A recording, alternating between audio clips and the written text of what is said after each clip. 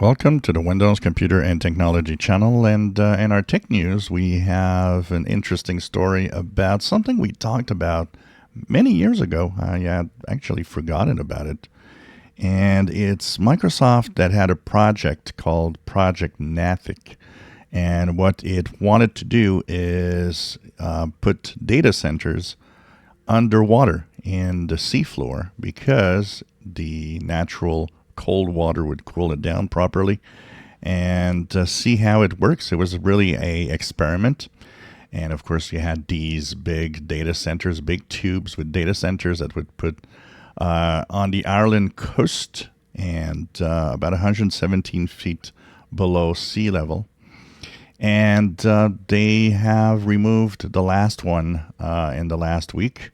So there are no more undersea data centers. And the reason why? Well, there's no official reason why. The first things that they said is that it was an experiment.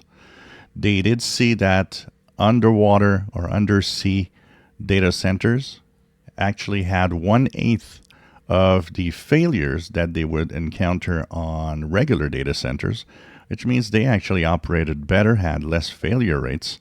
A lot of it probably due to two things. One is they would be cooled down all the time. And the second is also that instead of being in the oxygen-filled air, they would fill the tubes with nitrogen, which is less damaging to components and electronics in general. So they'll be analyzing all of this, looking at the results.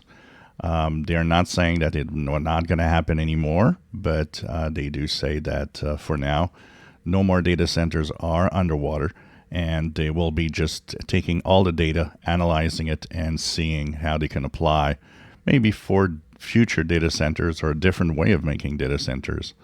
But it was definitely an interesting experiment that happened. If you enjoy my videos, please subscribe, give us thumbs up. Thank you for watching.